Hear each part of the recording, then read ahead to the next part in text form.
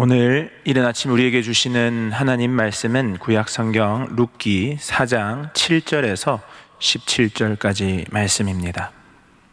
옛적 이스라엘 중에는 모든 것을 무르거나 교환하는 일을 확정하기 위하여 사람이 그의 신을 벗어 그의 이웃에게 주더니 이것이 이스라엘 중에 증명하는 전례가 된지라. 이에 그 기업 물을 자가 보아스에게 이르되 내가 너를 위하여 사라 하고 그의 신을 벗는지라. 보아스가 장로들과 모든 백성에게 이르되 내가 엘리멜렉과 기럯과 말론에게 있던 모든 것을 나오미의 손에서 산 일에 너희가 오늘 증인이 되었고 또 말론의 아내 모압 여인 룻을 사서 나의 아내로 맞이하고 그 죽은 자의 기업을 그의 이름으로 세워 그의 이름이 그의 형제 중과 그곳 성문에서 끊어지지 아니하게 하매 너희가 오늘 증인이 되었느니라 하니 성문에 있는 모든 백성과 장로들이 이르되 우리가 증인이 되나니 여호와께서 내 집에 들어가는 여인으로 이스라엘의 집을 세운 라헬과 레아 두 사람과 같게 하시고 내가 에브라스에서 유력하고 베들레헴에서 유명하게 하시기 원하며 여호와께서 이 젊은 여자로 말미암아 내게 상속자를 주사 내 집이 다말이 유다에게 낳아준 베레스의 집과 같게 하시기를 원하노라 하니라. 이에 보아스가 룻을 맞이하여 아내로 삼고 그에게 들어갔더니 여호와께서 그에게 임신하게 하심으로 그가 아들을 낳은지라. 여인들이 나오미에게 이르되 찬송할지로다 여호와께서 오늘 내게 기업 물을 자가 없게 하지 아니하셨도다. 이 아이의 이름이 이스라엘 중에 유명하게 되기를 원하노라. 이는 내 생명의 회복자이며 내 노년의 복량자라. 곧 너를 사랑하며 7 아들보다 귀한 내 며느리가 낳은 자로다 하니라. 나오미가 아기를 받아 품에 품고 그의 양육자가 되니 그의 이웃 여인들이 그에게 이름을 지어주되 나오미에게 아들이 태어났다 하여 그의 이름을 오벳이라 하였는데 그는 다윗의 아버지인 이새의 아버지였더라. 아멘. 보아스가 자기 침실에 들어왔던 룻을 보내었지요. 그리고 나서 이 룻에게 한 약속을 지키기 위해 성문으로 올라가게 됩니다. 4장 1절을 보시면 보아스가 성문에 올라가서 거기 앉아 있더니 이렇게 나옵니다. 옛날에는 백성이 억울한 사정이 있으면 우리 조선시대 때는 이 장안에 있는 신문고를 쳤다 그러지 않습니까? 그러면은 관리가 나와서 억울한 사정을 들어주었듯이 이 이스라엘에서는 재판을 열 일이 있으면 성문으로 올라갔다 그럽니다. 그러면은 장로들이 나와서 사정을 듣고 재판을 진행했다 그래요. 그러니까 보아스가 지금 자기보다 앞서서 나오미와 룻의 기업을 물러줄 그 가까운 친척 그 사람과 이제 서로 단판을 지어서 누가 기업을 물러줄 사람이 되는지에 대해서 이제 공식적으로 묻고자 하는 것입니다. 그런데 보니까 마침 보아스가 말하던 기업 물을 자가 그 앞을 지나가는 것입니다. 그 룻기 2장의 구조와 상당히 유사합니다. 룻이 이삭 죽기를 하는데 마침 보아스가 주인으로 있는 그 밭에 가서 일을 하게 되었지요. 그리고 이제 4장에 오니까 이 보아스가 기업 물을 자의 재판을 열고자 하는데 마침 그 당사자가 지나가면서 재판이 속히 진행이 되는 것입니다. 그 4장 앞부분에 있는 18절을 보면 지금 이 일이 진행되는 가운데 시어머니 나오미가 기도하는 장면이 나와요. 18절에 보시면 이에 시어머니가 이르되 내 딸아 이 사건이 어떻게 될지 알기까지 앉아 있어라. 그 사람이 오늘 이 일을 성취하기 전에는 내가 쉬지 아니하리라. 기도하겠다는 얘기입니다. 하나님 앞에 자기의 정신을 집중하겠다는 거예요. 그래서 나오미는 기도하고 있는 이 상황에서 때마침 보아스가 하려던 일이 뒤로 미루어지지 아니하고 해를 넘기지 아니하고 이루어지도록 마침 그 당사자가 바로 이 성전 앞을 지나가는 것입니다. 이런 대목에서 우리가 성경을 읽으면 이것은 우연히 일어난 일이 아니지. 우연으로 보이지만 사실은 보이지 않는 하나님의 손길이 이 보아스에게 선하게 역사하고 있다는 것을 이제는 우리가 알아차릴 수가 있는 것이죠. 보아스가 장로들 앞에서 이 기업 물을 자에게 말을 합니다. 3절을 한번 보십시오. 보아스가 그 기업 물을 자에게 이르되 모압 지방에서 돌아온 나오미가 우리 형제 엘리멜렉의 소유지를 팔려고 한다. 지금까지 성경에는 나오지 않았던 대목 하나가 툭 삐져나오고 있습니다. 나오미에게 아마도 아무 쓸모없는 땅덩어리가 하나 있었던 것 같습니다. 이제 끼니를 연명하기 위해서 그 땅을 팔려고 한다. 이삭 줍는 시절도 끝나가고 먹고 살 것이 없으니 아무 쓸모없는 그 땅이지만 팔려고 하는데 기업 물을 자가 되는 네가 먼저 그것을 살 권리가 있다. 물은 것입니다. 그래서 네가 나오미의 기업 물을 자가 되어줄 수 있느냐라고 묻는 거예요. 기업 물을 자, 영어로는 킨 리디머라 그래서 친족 중에서 구원자가 될 사람을 얘기를 하는 것이죠. 우리가 구원을 좁은 안목으로 읽으면 예수님만이 구원자 아니신가 이렇게 생각할 수 있습니다만 성도님들, 성경에 나오는 이 구원의 스펙트럼은 굉장히 다차원적입니다. 굶어 죽는 사람에게는 밥 주는 사람이 우선은 구원자가 되는 거지. 병 걸려 있는 사람에게 있어서는 그 병이 낫는 것이 구원이에요. 물론 그것이 전부는 아니지요. 하지만 여기에서도 이 사람들에게 있어서 룻과 나오미에게 있어서는 친족 중에서 자기들의 이 곤고한 형편을 살펴줄 사람이 바로 구원자가 되는 것이고 기업 물을 자가 되는 것입니다. 그래서 킨 리디머, 친족 중에 구원자 역할을 하는 사람을 지금 찾고 있는 것입니다. 결국은 쓸모없는 땅을 사주어서 나오미의 구원자 역할을 네가 해줄 수 있느냐 물으니까 그 기업 물을 자가 내가 그렇게 하겠다라고 말을 합니다. 보아스가 추가로 말을 합니다. 그 나오미에게 홀로 된 며느리가 하나 있다. 네가 기업 물을 자가 되면 당연히 그 나오미도 봉양을 해야 되고 홀로 되어 있는 그 과부인 룻과도 결혼해야 된다. 추가로 율법을 들여대는 것입니다. 단순한 문제가 아니에요. 율법상으로 보면 만일 그렇게 결혼해서 룻이 아이를 낳으면 이 아이는 그냥 나오미의 단순한 손자가 아니고 나오미의 기업 물을 자가 되어서 나오미의 족보에 올라간다고 그럽니다. 그러니까 나오미에게서 난 아들들의 소위 이름이 대가 끊어지지 않도록 해주려고 하는 거지요. 그리고 그 땅의 상속권도 이 아이에게 주어서 나오미가 판 땅을 결국은 룻에게서 나온 그 아들, 즉 나오미의 손자가 되찾아오게 되는 거예요. 좀 복잡합니다. 어쨌든 이게 단순한 부분이 아니라는 거죠. 그러니까 이 얘기를 들은 성경에 나오는 그 기업 물을 자, 이름도 알 수 없는 그 기업 물을 자가 권리를 포기하게 돼요. 이 사람이 결국은 어떤 사람이냐? 전형적인 사사시대의 사람이라는 것을 알 수가 있죠. 기업 물을 자로서 자기의 구원을 기다리는 사람에게 선대할 수 있는 부분들인데 결국은 자기의 이권이 흔들리는 상황이 되고 성가신 일이 생기니까 그 기업 물을 자의 권리를 포기합니다. 그래서 성경은 이 사람을 보아스라는 이름이 아니고 그냥 그 기업 물을 자라고 이름이 구원 역사에서 씻겨 내려가는 안타까운 상황이 벌어지는 거죠. 그리고 결국 보아스는 장로들 앞에서 정식으로 이 나오미와 룻의 기업 물을 자로 인정받게 되는 거예요. 결국 보아스는 룻을 아내로 맞이해서 결혼하게 되고 나오미는 보아스의 울타리 안에서 보호를 받는 여생을 살게 된다. 그리고 아들을 낳았는데 그가 다윗의 할아버지 오벳이다.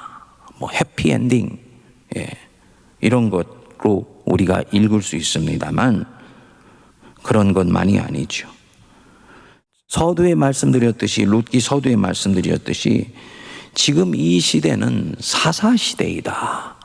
굉장히 룻기를 우리가 들여다보는데 중요한 대목입니다. 이 시대는 사사시대이다. 백성이 자기 육신이 원하는 대로 자기 소욕에 따라서 이리 휩쓸리고 저리 휩쓸리면서 살아가는 시대였다. 그래서 여기 오늘 4장에 나오는 그 기업 물을 자처럼 자기의 이권에 이익이 된다고 생각할 때는 기업을 모르겠다라고 얘기를 했다가 성가신 일이 추가로 있는 것을 알고는 나 그 기업 안 모르겠어라고 하나님이 주신 율법을 기꺼이 내팽겨치면서 살아가는 그런 시대 속에서 이 룻기가 시작되고 끝을 맺는 것이죠. 그리고 여기에 지금 세 사람이 등장을 한 거예요. 첫 번째로 나오미, 남편 잘못 만나서 혹독한 인생을 살아가는 기구한 여인으로 인생을 출발했습니다. 이 여인이 어떤 사람이고 어떤 품성을 가졌는지, 하나님을 어떻게 섬기고 살았는지 자세히 말하지 않습니다. 힌트를 얻을 수 있는 것은 룻을 통해서 이 어머니가 어떻게 하나님 섬겼는지 알 수 있는 것입니다. 룻, 나오미가 모압 땅에서 만나게 된 이 나오미의 아들의 아내, 즉 자부입니다. 홀로 된 어머니 불쌍하다고 여겼는지 자신도 과부가 되고 나서는 떠말리는 시어머니 한사코 함께 살겠다고 떼를 쓰고 결국은 이 낯선 땅, 이스라엘 땅, 이국 땅으로 들어오게 됩니다. 이 땅에서 이권을 따라 살아가는 거친 세상에서 피어난 한떨기 꽃 같은 사람. 우리가 이 룻과 같은 사람이 될 수 있게 되기를 축복합니다. 이 거칠고 혼란스럽고 기준과 잣대가 흩어져 버려 있는 이 세상, 지금 우리 사회 속에서 이권과 욕심을 따라 시류에 따라서 살아남겠다고 살아가는 사람이 아니고 자기 마음속에 있는 기준과 잣대를 세워서 살아가는 사람. 시어머니 안에 계신 하나님, 내 하나님으로 섬기고 살겠습니다. 이것을 통해 보면 나오미가 하나님을 어떤 마음으로 섬겼는지 알 수 있는 거지요. 우리 시어머니 속에 계신 하나님이라면 그분은 내 하나님이 되게 하고 싶다라는 마음을 가지게 만들었던 거예요. 그러니까 이 나오미가 얼마나 아름다운 신앙을 가졌는지를 알 수 있습니다. 여기 뒷부분에 보면 이제 2장에 가면서 보아스가 나왔습니다. 아주 신실하게 하나님을 섬기고요. 율법을 따라서 자기의 품에 들어온 나그네, 객, 이방 사람, 그것이 여자이건 아니면 이방신을 섬기는 사람이었건 율법을 따라서 선대하게 됩니다. 그리고 4장에 보니까 얼마나 그 율법을 신실하게 절차를 지켜가면서 따르고 있는 사람인지 나타나는 거지요. 그 지혜와 풍모는 굳이 말하지 않아도 됩니다. 그리고 이들 셋이 엮어져서 이 혼란스러운 시대에 하나님의 사람으로 넉넉하게 살아내면서 인정이 메마른 시대에 서로 행복을 엮어가는 거예요. 아주 아름다운 스토리지요. 근데 아름다워 보이는데 그 삶 안으로 한번 들어가 보시지요. 나오미가 내 이름 나오미라고 하지 말고 말하라고 말해라. 내 인생이 얼마나 쓴 줄 아냐? 라고 이렇게 말하는 대목 밖에는 룻기 안에는 소위 인간이 당하고 있는 시련 속에서의 아픔이나 고통이나 그 숨가쁜 삶의 모습이 명료하게 나타나지는 않습니다. 그렇지만 익히 우리가 묵상하면서 짐작할 수 있는 거지요. 이 나오미와 룻이 얼마나 힘들고 숨이 가빴을까. 인생이라는 이 절벽을 떨어지지 않고 올라가기 위해서 얼마나 발버둥 치는 삶을 살아야 됐을까. 특히 모든 것을 다 잃어버린 이 나오미와 룻이 얼마나 마음이 답답했을까. 근데 여태까지 하나님은 한 번도 이들의 인생 속에 나타나시지 않아요. 한 번도 이들의 인생 속에 나타나지 않습니다. 그런데 놀랍게도 이들은 그 하나님을 계속 붙잡고 하나님을 향해서 살아냅니다. 견뎌내요. 그리고 마지막에 딱 한 번 이 하나님이 룻기에서 주어로 나타나는 거예요. 성경이 정말 매력 있고 놀라운 책입니다. 13절 한번 보실까요? 이에 보아스가 룻을 맞이하여 아내로 삼고 그에게 들어갔더니 여호와께서 그에게 임신하게 하심으로 그가 아들을 낳은지라. 누가 룻에게 아들을 주었다고요? 하나님께서 그에게 임신하게 하심으로 아들을 낳았다. 남자와 여자가 결혼했으니까 당연히 아들을 낳은 것 아니냐가 아니고, 구속사 속에서는, 이들의 인생 속에서는 여호와께서 그에게 임신하게 하심으로 그가 아들을 낳았다. 이 오벳은 하나님의 직접적인 역사로 주신 이들에 대한 하나님의 선물이다. 하나님이 일하신 것이 명료하게 드러나는 흔적이다 라는 것입니다. 이 며느리가 낳은 이 아이, 기업 물을 자, 나오미의 인생을 구렁텅이에서 건져낼 자, 하나님이 그에게 임신하게 하셔서 이 일이 나타났다. 하나님은 항상 이렇게 일하시는 분이시더라고요. 좀 일찍 나타나시면 얼마나 좋습니까? 안심하지요. 우리가 그리스도인으로서 세상을 살면서 맑은 날도 있고 햇빛 뜨는 날도 있고 궂은 날도 있어요.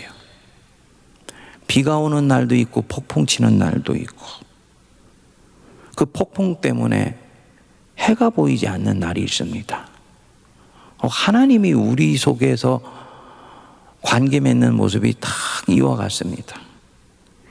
인생에 폭풍이 치고 태풍이 불 때는 해가 보이지 않는 것처럼 인생의 깊은 어둠의 시절을 보내는 때는요, 이상하게 하나님이 나타나시지를 않는 경우가 있어요. 구름 속에 해가 가려우는 것과 똑같습니다. 성도들은 시련도 힘들지만 시련 속에 하나님이 보이시지 않으니까 더 힘들죠. 하나님이 지금 나를 이끌고 계시기는 한 것인가? 혹시 내가 죄를 지어서 이런 어려움을 겪고 있는 것은 아닌가? 주님이 나를 정말 임마누엘로 함께 하시기는 하는 건가? 왜 하나님은 내가 기도하는데도 나타나서 말씀해 주시지 않고 이 성경 66권을 통해서 그냥 가만히 지켜보시는 것처럼 성경만 나에게 주시는 것일까? 이런 생각이 듭니다. 근데 사실은 하나님이 주어로 나타나지는 않습니다만, 하나님이 이미 이 나오미와 룻의 인생 속에 나타나셨습니까? 안 나타나셨습니까? 나타나셨지요. 인비저블 핸드로 나타났다 그랬잖아요. 보이지 않는 손길로 나타났다 그랬잖아요. 보아스를 통해서 하나님이 나타나셨지요. 또 때마침 라는 이 우연을 통해서 나타나셨죠. 하지만 아도난 우리는 그 나타난 하나님을 알지를 못하는 거예요. 그래서 답답해하고 힘들어합니다. 몇 번을 시험에 들기도 해요. 하나님이 이렇게 우리와 관계 맺는 방식을 우리가 안다면 우리는 이제 영적으로 좀 더 민감할 수 있습니다. 성도님들, 하나님이 룻기를 통해서 우리에게 나타나셨습니까? 안 나타나셨습니까? 나타난 거예요. 하나님이 설교자를 통해서 여러분들에게 나타나셨나요? 안 나타나셨나요? 나타나셨어요. 하나님이 왜 내게 말씀하지 않으셔? 아니요. 성경을 통해서, 선포된 말씀을 통해서, 벌어지는 상황을 통해서, 또 나에게 말해주는 어떤 믿음의 사람을 통해서 하나님은 나에게 지금도 계속 말씀하시고 있습니다. 다만 내가 원하는 방식으로 원하는 때에 원하는 방향에서 나타나시고 말씀하시지 않는다고 하여서 나는 그 하나님이 하나님의 흔적이 아니라고 생각할 뿐인 거예요. 그래서 사실은 답답하고 힘든 것이지요. 마음을 열어서 보면요, 보아스의 따뜻한 손길 속에서 하나님이 나를 배려하시고 환대하시고 계시다 깨달아 알 수 있는 성도, 복이 있는 성도인 줄 믿습니다. 무심코 지나가는 것 같은 이 성경의 한 구절, 하나님이 오늘 이 속에서 내게 말씀하시고 계시는구나 믿음으로 붙잡을 수 있을 때 이 성도가 영적인 성도인 것입니다. 결국은 이 고비와 답답한 부분들요, 이 룻과 나오미는 믿음의 더듬이를 가지고 잘 견디고 이겨냅니다. 그리고 결정적으로 중요한 때 자기가 가지고 있는 그 믿음을 딱 걸었습니다. 마치 도박을 하는데 올인 하는 것과 마찬가지입니다. 하나님이 아주 기뻐하시죠. 왜냐? 갖고 있는 그 작은 것, 과부의 시렙돈 한 입처럼 온전히 하나님 앞에 걸었기 때문이에요. 이런 상황이 되면요, 하나님은 그 사람에게 역사하시고 싶어서 견디실 수가 없습니다. 어김없이 극적으로 구원하셔서 결국은 한 사람의 인생을 의의 정상에 딱 세우시는 거예요. 성도님들, 우리는 이 코로나 가운데서 룻기 4장 앞에 서 있지 않아요. 우리는 다 룻기 1장과 2장 앞에 서 있습니다. 어떤 사람은 상실의 어려움 속에서 나를 말하라고 불러라 라고 말하고 싶은 분들도 계시고, 어떤 분들은 인생의 일 룻기 2장에서 아무것도 손에 쥐고 있지 못한 채 인생의 보아스 밭으로 가서 그저 이삭 줍는 그런 삶으로 하염없이 세월을 보내고 있는 것 같이 보이는 분도 계십니다. 그리고 이 사람들에게 하나님은 명료하게 손에 잡히시지 않으세요. 무엇으로 그 하나님 붙잡겠습니까? 믿음으로 붙잡아야 되는 것이죠. 새벽에 말씀을 묵상하면서 로마서 8장 24절 25절 말씀이 떠오르더라고요. 우리가 소망으로 구원을 얻었음에 보이는 소망이 소망이 아니니 보는 것은 누가 바라리요. 우리의 구원은 소망으로 얻는 것이다. 눈에 보이고 손에 잡히고 피부로 느껴지는 소망이면 그것이 무슨 소망이냐. 소망은 보이지도 않고 느껴지도 않고 만져지지도 않는데 내 인생에 나타나야 되는 것이기 때문에 소망이다. 그리고 이 소망 대단히 보배로운 것이니 이 소망이 내 인생 속에서 실현되기 위해서 어떻게 해야 되느냐. 우리가 보지 못하는 그 소망이 이루어지는 것을 바라면 참음으로 기다릴지니라. 참음으로 기다리십시다. 시달리다 보면 지쳐요. 뚜렷했던 소망이 점점 약해져 가기도 합니다. 하지만 참음으로 기다리면 하나님이 결국은 룻과 나오미에게 줬던 이 인생의 해 뜨는 날 주실 줄 믿습니다. 바로 그 믿음으로 이 상실의 시대를 이겨나가는 우리 모두가 되길 바랍니다.